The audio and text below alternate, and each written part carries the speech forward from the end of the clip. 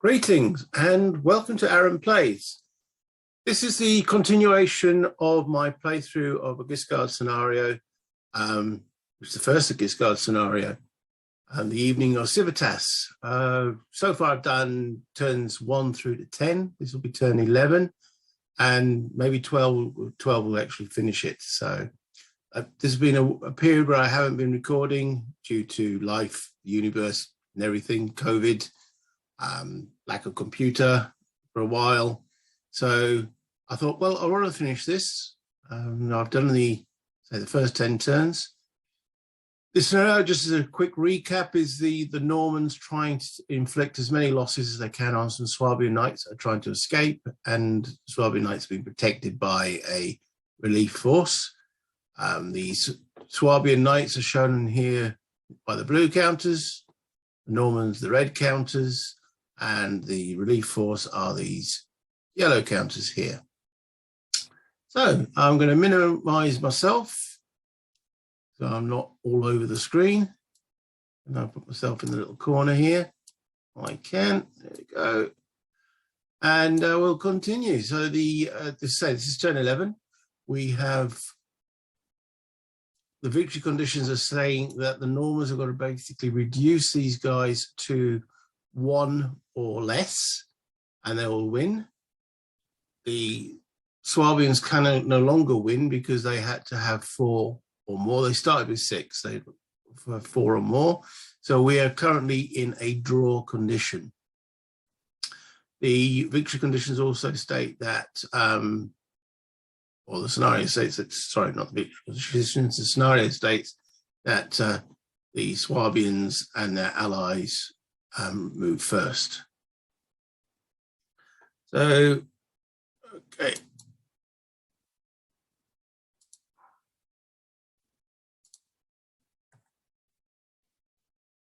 As I haven't done any recording for quite a while, I'm going to be a bit rusty. You might hear a lot of talking to a screen like I've just done there. Yeah, hopefully with a little bit more practice of doing it again, again, another one, they will sort of disappear, and I hope they're not too irritating. So the Swabians and their allies are going first. I think avoiding casualties in a conflict as much as possible, so moving them, these 3 out of the way should be sort of imperative. This is a tree, and trees cost movement point to go through. 2 for foot, and passable by horses. This terrain over here, can I highlight it with? Can. This is swamp, I believe, marsh. Again, 2 for foot, 4 for horses. So maybe getting these guys through this side here. The Normans have only got two active turns, so that could be the imperative there.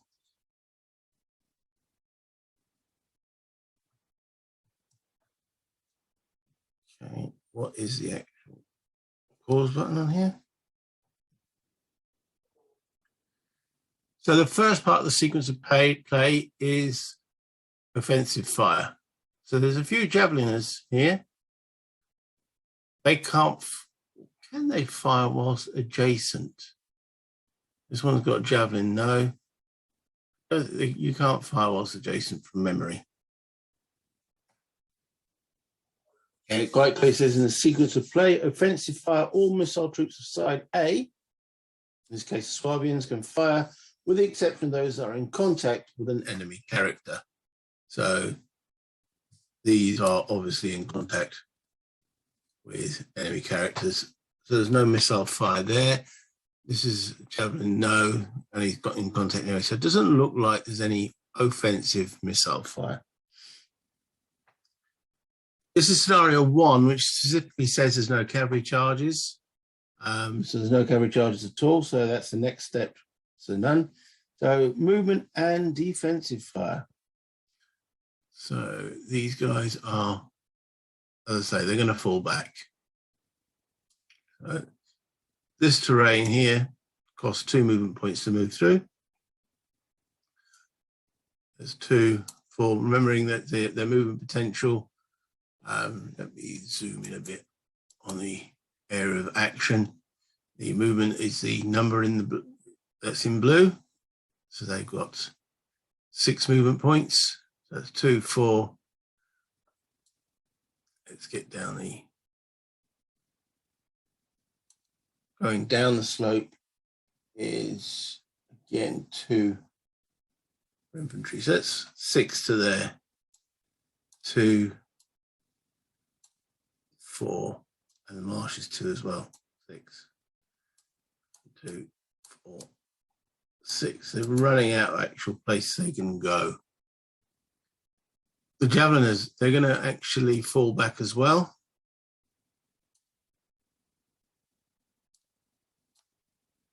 Protect. They're not risking any fight backs from these guys because it's only when you move across or adjacent. So if I move this guy from here to here,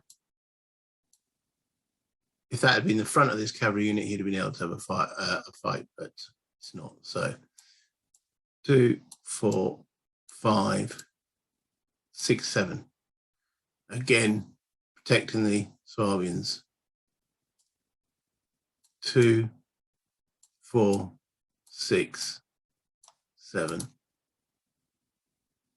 Okay, so that's the javeliners in the way. Can we get some cavalry over to come and help the situation? This is really awful terrain for mounted, because I think it was 4, was it 4 per hex? Yeah, but ideally cutting off the maximum amount of troops that's pursuing the Swabians is potentially useful. So remembering how to turn them on vassal, rotate clockwise, counterclockwise. There we go.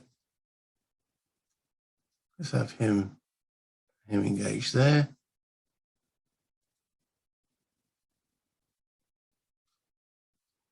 Again, counterclockwise. Yeah.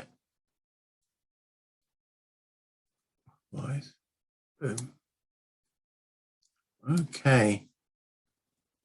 Is there any? Most of the things on this way back on the field are dead, or yeah, they're pretty much dead. Yeah. Okay. We have 1 mounted chap here.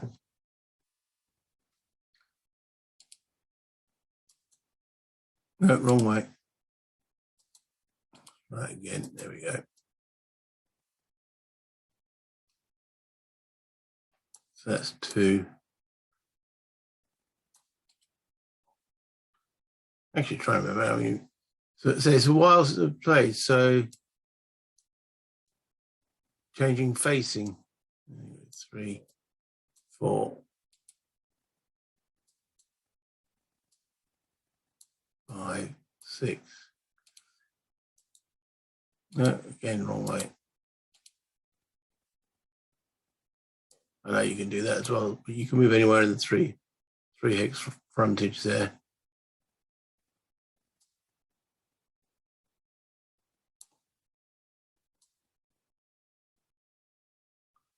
And they can nudge that horse out of the way. Okay, so there's not that many troops left remaining, so that will actually be the end of the movement. We're into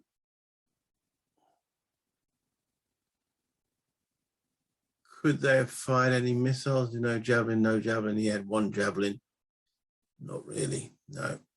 So we're into the fighting phase, and I'm going to declare that this, and this guy is going to attack Sir Robert there. So we add up the attack values of 22 plus 22 is 44, 64, so that's 68 attack value against 14. 68, take away 14 is 58. That's 54 differential on the combat charts. So on the actual combat charts, it's mounted. Fight against mounted opponents, there is a 51 to 70. And then, because there's multiple figures attacking one, and none of them are adjacent to another guy, so that adds one column. So we're looking at the 71 to 90 column. So can I bring that up to remind you what those look like? Here we go. Well, that's the missile sheet. There we go. So we're looking at here. Started at that one. We go up one because of the odds, because there's more than one. It shifts it to the right. He is armored, as denoted by these 14 being encircled. So that adds one to the die roll. Okay. That's the dice, all D10. Rolls an 8, becomes a 9. So looking at this column here with a 9, that's an E result. One rider stunned and dismounted, horse killed. One rider stunned and dismounted, horse killed. It didn't say attacker or defender, but by its position on the actual table, E is higher than D. Notice C says all defenders. That is the attacker. So his horse is killed. So let's decrease.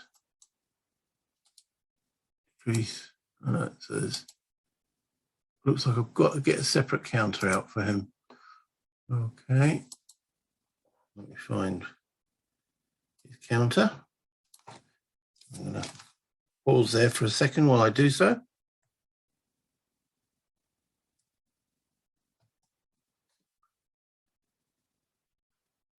Okay.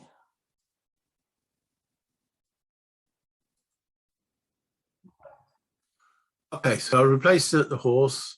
There's a stunned character. Now, it doesn't actually, it says he's dismounted. It doesn't say where he dismounts to. Because he's been attacked from effectively 3 directions. He could land up there, there, even on top of his horse. So there's 1, 2, 3, 4, 5. So I'm going to roll a d6. 1, 2, 3, 4, 5. Yeah, I'll make that 6. See where he actually ends up. 5. 1, 2, 3, 4, 5. So he gets whacked and falls stunned over there. When a character is stunned, the actual attackers can go through his hex. They get half their movement points.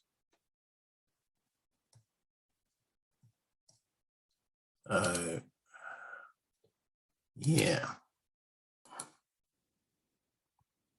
So moving through, one of these characters can move half their movement points, and the first hex entered must be where the enemy was.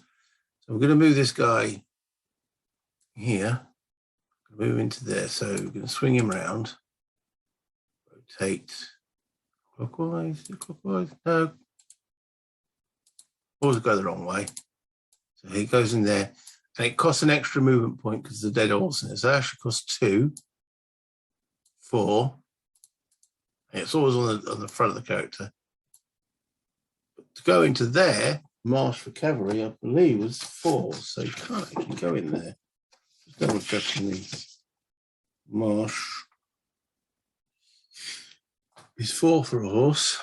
So he just ends up there. Good turn. Let's turn it. Rotate. And I'm going counterclockwise. There we go. Yeah.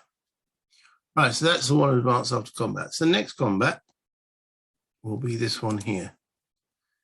So that's 24 versus 7. 24 take away 7 is 14 plus 3, 17. On a plus 17. Okay, so let me bring that again up. So we're now looking at combat against infantry, and his value, the red one, which is their defense value, is not circled. So he's not armored, so there's not a +1 modifier to the die roll for this.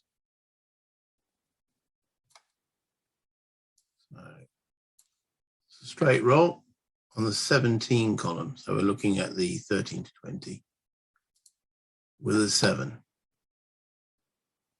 7 on the 13 to 20 is a C result, which is all defenders must retreat 1 hex. And with a wiggle there, what does that wiggle mean? The character effective must immediately retreat. He can retreat across hex. Yeah, okay, so the definitions of what the retreat means. So he just falls back. And again, the cavalry unit can advance because he was forced to retreat. So he will do so. Let's he's going to go clockwise. Again, keeping the Normans away from these guys. And is there any other combat? I don't think there is. So that ends. Those guys totally. The Germans, we'll call them Germans. Okay, so we then go to side B, which is the Normans, and it's their offensive fire phase. Just remove all the movement markers. Okay, so there's no javelin, no javelin. They've got one guy with a javelin here who could fire at one of these two guys. I can't see a reason why he wouldn't, even though, other than trying to get to these. That's the imperative. So yeah, he doesn't throw his javelin. Does anybody else have? No. So no missile fire. Movement phase. These guys have got to get through. So, now this here is shallow water, which is also 2 movement points. So he's got 8 movement points. So moving along the slope with 2, 4, 6, 8. 2, 4, 6. Now I'm gonna move this cavalry unit, and he's gonna move into there for 2. And now he's gonna move from there to there, which means he has a potential, what is called, I can't remember the exact word they use, infiltration. Infiltration. So I'll bring the infiltration table up. Let's see if we can decipher what's going on there. Right, so at the bottom here is infiltration. So when a character crosses a hex during its movement, which is adjacent to an enemy who is in a position to attack, he must immediately face an infiltration test. That's what's happened. He's moved from there to there, directly in front of this guy. Okay. So let's bring that up again. Opposing player rolls a d10 and checks the infiltration table. Okay, so character attempting to infiltrate is a rider. There's a -1. Is he armored? Probably is. He's a knight. He is armored. His defense value's got a circle. That's -2. Is he wounded? No. He is. No. Okay. Character attempting to oppose infiltration. Is he a rider? No. Is he a Byzantine hoplite? No. Is he wounded? Don't think he is. No. Okay, so there's effectively a -2 modifier. Rolling the dice roll is a 3, becomes a 1. 1 to 5, no effect. The higher it is, either stop the movement, it could have wounded the riders who got past, or could have, well, it wouldn't have killed them because there's nowhere to get 10 because it was a -2 modifier. But that's what the infiltration table does. So that knight successfully gets to there. This little infantryman is wounded. He's only got 4 movement points. So it might have been worthwhile to throw the javelin. Well, I didn't do it. So he goes 2, 4 to there. And I think that's pretty much the best the Normans can really do. 1, 2, 3. He could try and break away, but he's not going to get up there. So they might as well just hang back here. And so I keep looking over here just in case I might have missed somebody. Doesn't look like there is. No. As you can see, though, I mean, there's 3 dead. These blue ones here were the first 3 Swabians. So they died here, and they managed, and they've all started around this area, and they've managed to run back to this area, maintaining the amount that is actually left. So, right, so the actual fights, the actual combat is not mandatory. So, do I attack here and here against this guy? I don't think so. There's no need. So this is where we're focusing now. The turn marker. I think this is really all that's really relevant. I mean, these guys might get in on the last turn. So we have now, because this guy is fighting here, he is still adjacent to this one, so he can't add the extra column shift, but because there is 2 against 1, they can anyway. So it's 8 plus 8 is 16 plus 23. So it'll be 43, take away 4 is 39 to 6. That's a 33 difference. Now he is on a slope. So it's 33 difference, and he is on a slope. Medium, if fire crosses the top, and terrain advantage is a minus. So he's in a difficult, but he's on a minus as well. So they cancel out. So it's a 33 table. I'll bring that up again. So combat against foot. So we're on 33, which is there. We are adding 1 column because of the odds. And then rolling a dice. Or was he armoured? No, he's not armoured. So there's no modifier to the die roll. So that's a 6 on this column here, which is an E. 1 defender wounded. Okay. So he's wounded.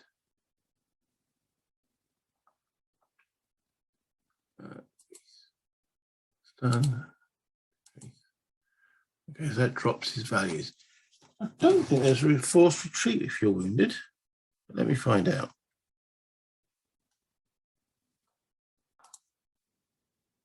No, there's no forced retreat. So he actually stands his ground and has become wounded from those 3.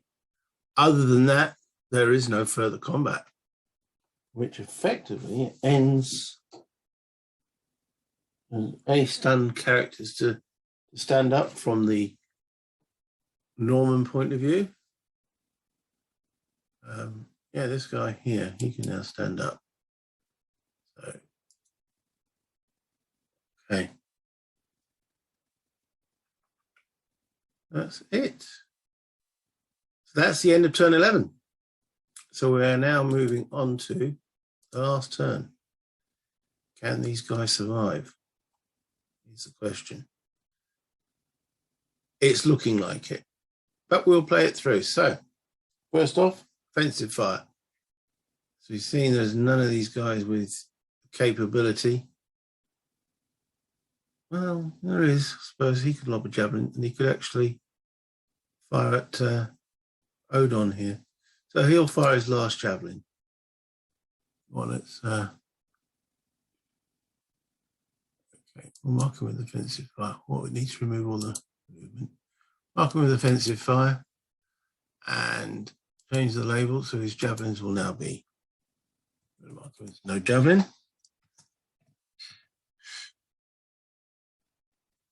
Okay, and he's fighting us within 2 hexes. So there is no what's called impact roll. See where a shot hits.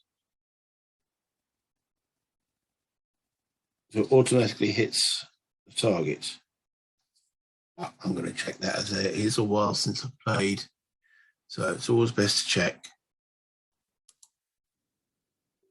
No, there's no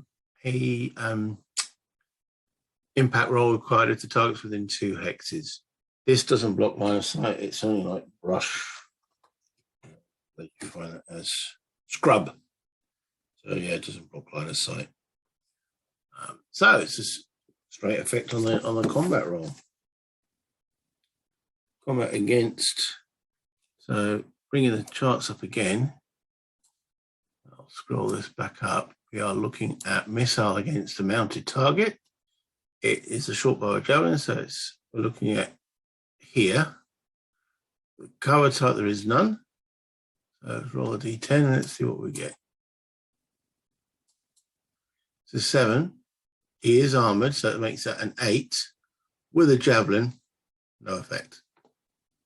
Ding. So that's the only offensive fire. Movement. Where to put these guys? I think as they're moving around this way, let's go back.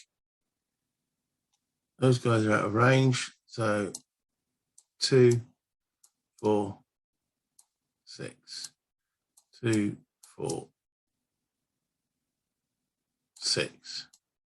2, 4. There we go. These guys are just going to fall back to protect. Over here, as I say, this is not really having any more relevance. They can't get, I mean, it's 4, 8, 9, 10. I suppose that can go there. And these mounted guys can concentrate on Sir Robert if we really wanted to. So let's rotate counterclockwise. Yeah. Okay. All right. Actual fighting. Mounted guy against this little wounded chap. 22. He's fighting up, so he gets, so 22, it says 20 to 0. Combat against infantry. Again, we're looking at here. 20 to 0, so that's 13 to 20 column. He's not armored. He is upslope of him though. And the slope gives, yeah, it drops him down a column, so it's actually the 9 to 12 column. Rolls a 1. That is an E. 1 defender wounded. He's already wounded. So he's now dead. So that decreases him. He's dead. That means the mounted guy has got half his movement. So let's do it properly. Change his facing. So it's rotating clockwise. So that will be 4 up the slope. He's already at 5. 4. What is that scrub to get into? Well, this is 8, so he can't actually going up slope. It is 4 for a horse, so he can get up the slope, and that is a right. I don't like stacking out on this module, so there we go. That's the best he can do. Then we do these two attacking him. 24 plus 22 is 66, 46, take away 10, 36, 36, and then attacking a guy that's in the bushes or the tree. It's impossible for a horse. Doesn't mean you can't attack someone there. It's down 1 column, but they get up 1 column because they've got the odds. So it's 44, take away 10 is 34. We're looking against infantry. 34, so we're looking at this column. Down 1 because they're fighting in the woods, up 1 because of the odds, and he's armored. That's 1 on the dice. 5 becomes a 6. 31 to 50 is an E. 1 defender wounded. So they're now wounded. Robert. No longer. So his values, you can see, drop. but there's no actual other recourse than that. That ends the German turn. Over to the Normans. Offensive fire. Well, one javelin just died. They've got no other offensive fire there. Movement phase. Have they got any way of getting someone through?